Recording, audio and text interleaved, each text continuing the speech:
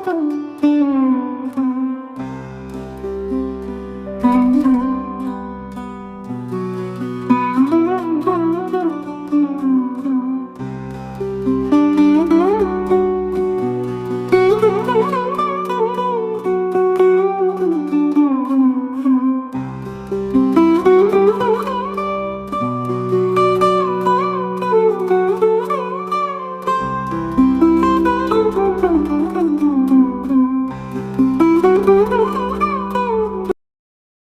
Friends, good morning. ಎಲ್ಲರೂ ಹೇಗಿದ್ದೀರಾ? ಚೆನ್ನಾಗಿದ್ದೀರಾ ಅಂತ ಭಾವಿಸ್ತೀನಿ. ನಾನು ಕೂಡ ತುಂಬಾ ಚೆನ್ನಾಗಿದ್ದೀನಿ ಫ್ರೆಂಡ್ಸ್. ಇವತ್ತು ನಾನು 5:30ಗೆ ಎದ್ಬಿಟ್ಟೆ.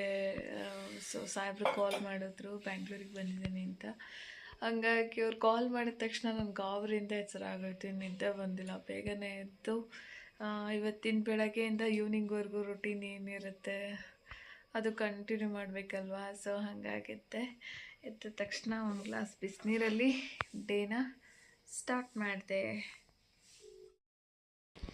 ಫ್ರೆಂಡ್ಸ್, ABC ಜ್ಯೂಸ್ ಕೂಡ ಪ್ರಿಪೇರ್ ಮಾಡಿಕೊಂಡೆ.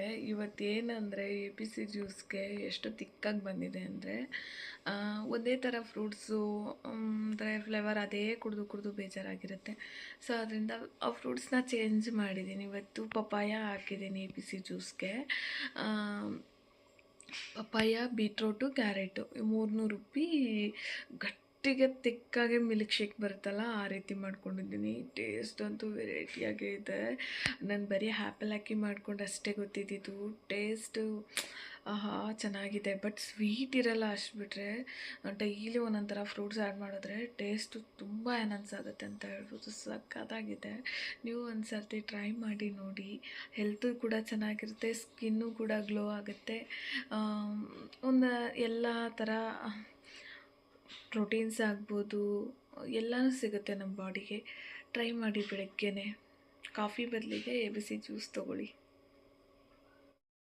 ಫ್ರೆಂಡ್ಸ್, ಬೇಗ ಎದ್ದು ಮನೆಯೆಲ್ಲ ಕ್ಲೀನ್ ಮಾಡಿಕೊಂಡು ದಿನಾನ ಸ್ಟಾರ್ಟ್ ಮಾಡಿಕೊಂಡೆ. ಸೊ ಅದ್ರ ಜೊತೆ ಸಾಹೇಬ್ರು ಕೂಡ ಮನೆಗೆ ಬರ್ತಾರೆ ಅಂತ ಹೇಳಿದ್ರಲ್ಲ, ಹಾಗೆ ಮನೆಯೆಲ್ಲ ಕ್ಲೀನ್ ಮಾಡಿ, ಸೋಫಾಸ್ ಎಲ್ಲ ಕ್ಲೀನ್ ಮಾಡಿ, ಕಸ ಗುಡಿಸ್ಕೊಳ್ಳೋಷ್ಟೊತ್ತಿಗೆ ಅವರು ಕೂಡ ಬಂದೇ ಬಿಟ್ಟರು. ಸೊ ಇವಾಗ ಅವ್ರಿಗೆ ಟಿಫನ್ ಮಾಡಿ ಕಾಫಿ ಮಾಡಿಕೊಟ್ಟು ನೋಡೋಣ ಇವತ್ತಿನ ಜರ್ನಿ ಹೇಗಿರುತ್ತೆ ಅಂದ್ಬಿಟ್ಟು. ಫ್ರೆಂಡ್ಸ್, ಅವರು ತುಂಬ ದೂರದಿಂದ ಬಂದಿದ್ದ ಕಾರಣ ತುಂಬ ಹೊತ್ತೇನಿರಲಿಲ್ಲ. ಕಾಫಿ ಕುಡ್ಕೊಂಡು ಟಿಫನ್ ಮಾಡಿಕೊಂಡು ಫ್ರೆಶ್ ಅಪ್ ಆಗಿ ಹೊರಟರು ಅಲ್ಲಿಂದ. ನಾನು ಅಷ್ಟೊತ್ತಿಗೆ ಟಿಫನ್ ಕೂಡ ಪ್ರಿಪೇರ್ ಮಾಡಿ ನಾನು ಜೊತೆಯಲ್ಲಿ ಜಿಮ್ಗೆ ಕೂಡ ರೆಡಿಯಾಗಿ ಜಿಮ್ಗೆ ಹೋದೆ. ಫ್ರೆಂಡ್ಸ್, ಈಗಷ್ಟೇ ಜಿಮ್ ಮುಗಿಸ್ಕೊಂಡು ಬಂದು ಅವ್ರಿಗೆ ಹಸ್ವಾಗಿಬಿಟ್ಟಿದೆ ನೋಡಿ. ಅವ್ರಿಗೆ ಮನೆಗೆ ಗೆಸ್ಟ್ ಬಂದಿದ್ದಾರಲ್ಲ, ಅವ್ರಿಗೆ ಮಾಡಿದ್ದೇನೆ ರೈಸ್ ಬಾತ್ ಇತ್ತು ಬೆಳಗ್ಗೆ ಟಿಫನ್ನು. ಸೊ ಅದನ್ನೇ ತಿಂತಾಯಿದ್ದಾರೆ. ನಾನು ಇವತ್ತು ಜಿಮ್ಗೆ ಹೋಗಿದ್ದು ಕೂಡ ಲೇಟ್ ಆಯಿತು ಫ್ರೆಂಡ್ಸ್. ಎಷ್ಟೊತ್ತಾಗಿತ್ತಂದರೆ 9:45 ಆಗಿತ್ತು. ಸೊ ಇವಾಗ 11 o'clock ಆಗಿದೆ, 11:10 ಆಗಿದೆ. ಇವಾಗ ಮನೆಗೆ ಬಂದೆ. ಫುಲ್ಲು ಸುಸ್ತಾಗಿಬಿಟ್ಟಿದೆ ಫ್ರೆಂಡ್ಸ್, ನಿಜವಾಗ್ಲೂ. ಇವಾಗ ಗೆಸ್ಟ್ ಬಂದಿದ್ರು, ಮನೆ ಫುಲ್ಲು. ಬೆಳಗ್ಗೆ ಟಿಫನ್ ಮಾಡಿಕೊಟ್ಟೆ, ಮತ್ತು ಒಂದು 2-3 ಸರ್ತಿ ಕಾಫಿ. ಸೊ ಮನೆ ಫುಲ್ಲು ಗಲೀಜಾಗಿಬಿಟ್ಟಿದೆ. ಈಗೆಲ್ಲ ಒಂದು ಕಡೆಯಿಂದ ಕ್ಲೀನ್ ಮಾಡಿಕೊಂಡು ವ್ಲಾಗ್ನ ಸ್ಟಾರ್ಟ್ ಮಾಡ್ತೀನಿ. ನಾನು ಕೂಡ ಟಿಫನ್ಗೆ ರಾಗಿ ಗಂಜಿ ಮಾಡ್ಕೊಂಡಿದ್ದೀನಿ. ಬ್ರೇಕ್ಫಾಸ್ಟ್ ಮಾಡಿ ವ್ಲಾಗ್ನ ಕಂಟಿನ್ಯೂ ಮಾಡ್ತೀನಿ. ಇಲ್ಲಿ ಏಯ್ ಇಲ್ಲೋಡು, ಫೋಟೋ ತಗೋತೀನಿ. ಫ್ರೆಂಡ್ಸ್, ಆಫ್ಟರ್ನೂನ್ ಲಂಚ್ಗೆ ನಿನ್ನೆ ಮಾಡಿದ್ದು ಸ್ವಲ್ಪ ಬೇಳೆ ಸಾಂಬಾರಿತ್ತು. ಸರಿ, ದೋಸೆ ಬ್ಯಾಟರ್ ಕೂಡ ಫ್ರಿಜ್ಜಲ್ಲಿ ಉಳಿದೋಗ್ಬಿಟ್ಟಿತ್ತು. ದೋಸೆ ಮಾಡಿಕೊಂಡು ಬೇಳೆ ಸಾರು ಜೊತೆ ಮಧ್ಯಾಹ್ನ ಲಂಚ್ನ ಕಂಪ್ಲೀಟ್ ಮಾಡಿಕೊಂಡು, ನಾನು ಆಯಿಲ್ ಹಾಕ್ತಿರೆ ದೋಸೆ ಮಾಡ್ಕೊಳ್ಳೋಕೆ ಹೋದರೆ ದೋಸೆನೇ ಬರ್ತಾಯಿಲ್ಲ. ಬಟ್ ಹಸ್ಬೆಂಡ್ಗೆ ಆಯಿಲ್ ಹಾಕಿ ದೋಸೆ ಮಾಡಿಕೊಟ್ಟೆ. ಜೊತೆಲಿ ಮಧ್ಯಾಹ್ನ ಸ್ವಲ್ಪ ಸಲಾಡ್ ಜೊತೆ ಮಧ್ಯಾಹ್ನ ಆಫ್ಟರ್ನೂನ್ ಲಂಚ್ ಕೂಡ ಮುಗ್ದೋಯ್ತು. ಸೊ ಅದಾದಮೇಲೆ ನೆಕ್ಸ್ಟ್ ಡೇ ಕಾರ್ಯಕ್ರಮ ಇದ್ದಿದ್ದರಿಂದ ನಾನು ವ್ಲಾಗ್ನೇನು ಮಾಡ್ಕೊಳಕ್ಕಾಗಿಲ್ಲ. ಕಾರ್ಯಕ್ರಮದ ಬ್ಯುಸಿಲಿದ್ದೆ. ಸೊ ಹಾಗಾಗಿ ಅಲ್ಲಿಗೆ ಅವತ್ತಿಗೆ ಅದೇ ವ್ಲಾಗ್ನ ಎಂಡ್ ಮಾಡ್ಕೊಂಡ್ಬಿಟ್ಟೆ. ಅದಾದಮೇಲೆ 1 week to 15 days ನಾನು ವ್ಲಾಗ್ ಏನೂ ಮಾಡಿಲ್ಲ.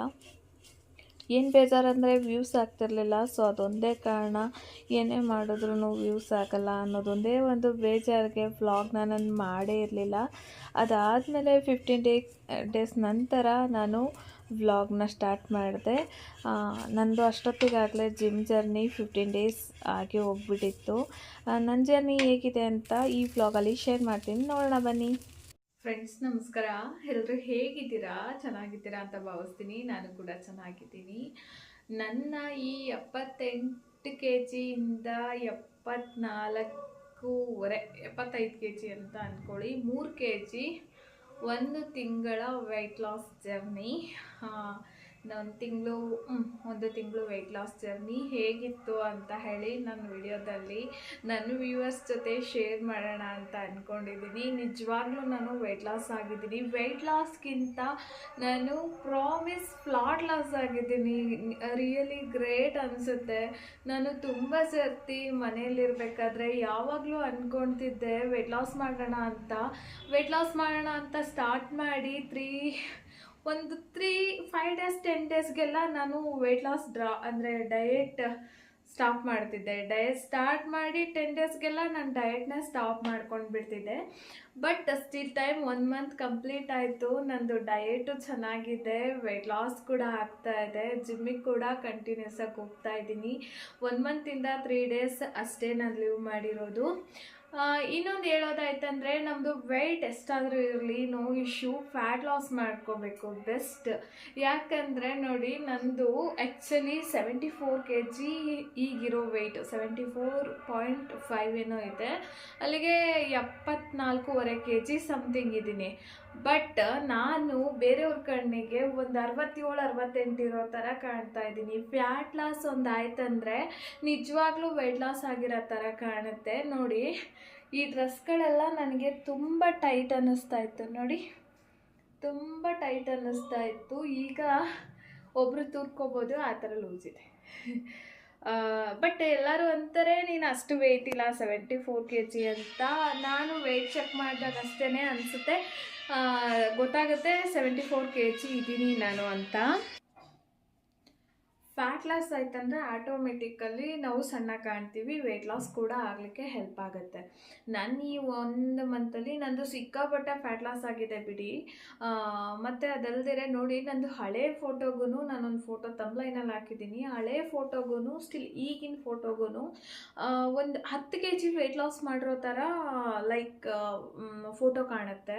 ಬಟ್ ಇನ್ನೊಂದೇನೆಂದರೆ, ಆದಷ್ಟು ನಾವು ಫ್ಯಾಟ್ ಲಾಸ್ ಮಾಡ್ಕೊಳ್ತಾ ಬಂದರೆ ನಮ್ಮ ಆರೋಗ್ಯನೂ ಸರಿ ಹೋಗ್ತಾ ಬರುತ್ತೆ.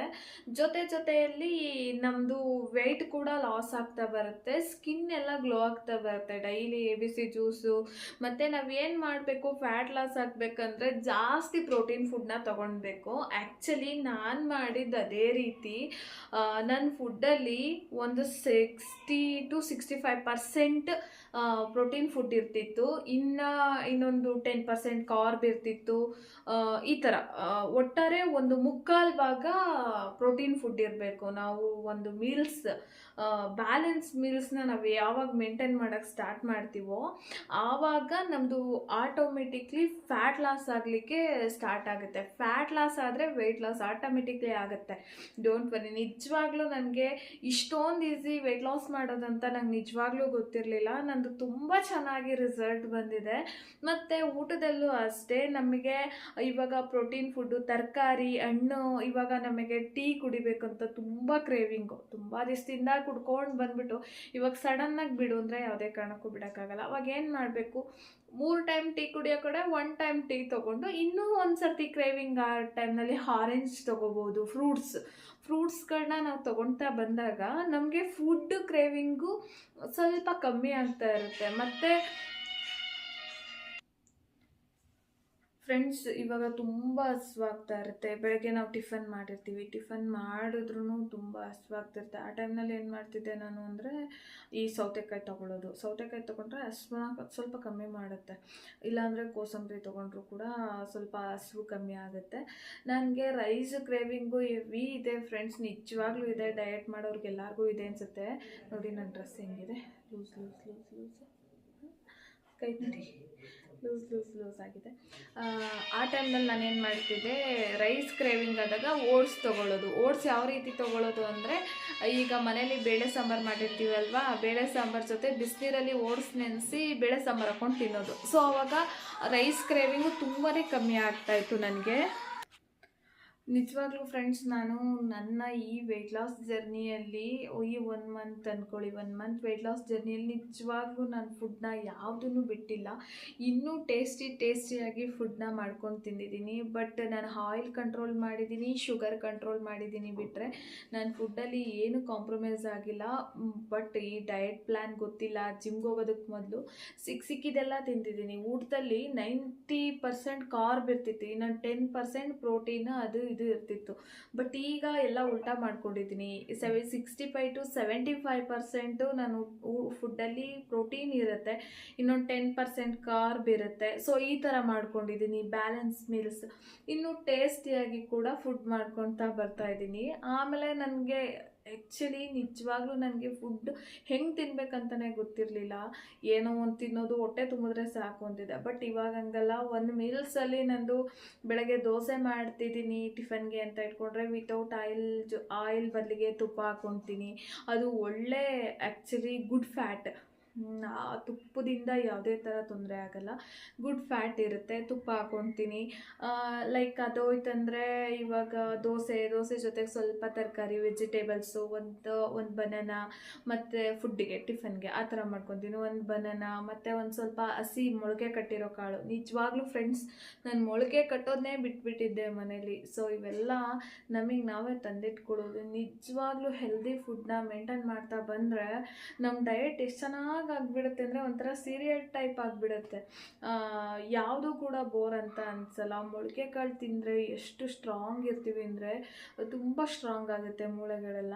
ಆಮೇಲೆ ನಾನು ಜಿಮ್ಗೆ ಹೋಗೋದಕ್ಕೆ ಮೊದಲು ದೊಡ್ಡ ಸೋಂಬೇರಿ. ಇವಾಗ ನಿಜವಾಗ್ಲೂ ನಾನು ಜಿಮ್ಗೆ ಹೋಗೋದಕ್ಕೆ ಮೊದಲು ಒಂದು ಕೆಲಸ ಕೂಡ ನನ್ನ ಮನೇಲಿ ಮಾಡ್ತಾ ಇರಲಿಲ್ಲ. ಏನೋ ಸೋಂಬೇರಿ, ಬೆಳಿಗ್ಗೆ ಹೇಳ್ತಾನೆ ಸೋಂಬೇರಿ ಆಗ್ತಾ ಇದ್ದೆ. ಸೊ ನನಗೆ ಹಂಗಾಗ್ತಾಯಿತ್ತು. ಬಟ್ ಇವಾಗ ಸ್ಟಿಲ್ ಏನಾಗುತ್ತೆ, ಬೆಳಗ್ಗೆ ಎದ್ದೊಳ್ಬೇಕು, ಟೆನ್ಷನು, ಜಿಮ್ಗೆ ಹೋಗಬೇಕು, ಜಿಮ್ಮಿಂದ ಬಂದು ಹೆಲ್ದಿ ಫುಡ್ ಪ್ರಿಪೇರ್ ಮಾಡಿ ತಿನ್ನಬೇಕು. ಸೊ ಈ ಥರ ಇದೆ ನನ್ನ ಜರ್ನಿ. ಒಂಥರ ತುಂಬ ಚೆನ್ನಾಗಿದೆ ಅಂತ ಅನ್ನಿಸ್ತು. ನನ್ನ ಡಯಟ್ ಅಂತೂ ಡೈಲಿ ನನ್ನ ಡಯಟ್ ಫುಡ್ನ ನನ್ನ ವ್ಲಾಗ್ನಲ್ಲಿ ಶೇರ್ ಮಾಡ್ತಾ ಬರ್ತೀನಿ. ಯಾರೆಲ್ಲ ನನ್ನ ಚಾನಲ್ನ ಸಬ್ಸ್ಕ್ರೈಬ್ ಮಾಡ್ಕೊಂಡಿರೋ ನೋಡ್ತಾ ಇದ್ದೀರಾ, ಪ್ಲೀಸ್ ಸಬ್ಸ್ಕ್ರೈಬ್ ಮಾಡ್ಕೊಳ್ಳಿ. ನಮ್ಮ ಮನೇಲಿ 2 ಥರ ಫುಡ್ನ ನಾನು ಶೇರ್ ಮಾಡ್ತೀನಿ. ಹೆಲ್ದಿ ಡಯಟ್ ಫುಡ್ನು ಶೇರ್ ಮಾಡ್ತೀನಿ. ಅಂದರೆ ನಂದು ವೆಯ್ಟ್ ಲಾಸ್ ಮಾಡ್ತಿದ್ದೀನಿ, ನಮ್ಮ ಮನೆಯವರು ವೆಯ್ಟ್ ಗೇನ್ ಮಾಡ್ತಾ ಇದ್ದಾರೆ. ಹಂಗಿರೋದ್ರಿಂದ ವೆಯ್ಟ್ ಗೇನ್ ಫುಡ್ನು ನಾನು ಅಪ್ಲೋಡ್ ಹಾಕ್ತೀನಿ ವಿಡಿಯೋದಲ್ಲಿ. ವೆಯ್ಟ್ ಲಾಸ್ ಫುಡ್ಸ್ನು ನಾನು ಹಾಕ್ತಾ ಬರ್ತೀನಿ. ಫ್ರೆಂಡ್ಸ್, ನನ್ನ ವೆಯ್ಟ್ ಲಾಸ್ ಜರ್ನಿ ಹೀಗಿತ್ತು. ನಿಮಗೇನಾದರೂ ನನ್ನ ವೆಯ್ಟ್ ಲಾಸ್ ಜರ್ನಿ ಏನಾದರೂ ಅಂದರೆ ನನ್ನ ವಿಡಿಯೋ ಸ್ವಲ್ಪನಾದರೂ ಇಷ್ಟ ಆಗಿತ್ತಂದರೆ ವಿಡಿಯೋಗೊಂದು ಲೈಕ್ ಮಾಡೋದನ್ನ ಮಾತ್ರ ಮರಿಬೇಡಿ. ಹಾಗೆ ಯಾರೆಲ್ಲ ಚಾನಲ್ನ ಸಬ್ಸ್ಕ್ರೈಬ್ ಮಾಡ್ತೀರಾ ನೋಡ್ತಾ ಇದ್ದೀರಾ, ಪ್ಲೀಸ್ ಸಬ್ಸ್ಕ್ರೈಬ್ ಮಾಡಿ. ನಾಳೆ ಹೊಸ ವಿಡಿಯೋದೊಂದಿಗೆ ಸಿಗ್ತೀನಿ. ಅಲ್ಲಿವರೆಗೂ ಟೇಕ್ ಕೇರ್, ಬಾಯ್.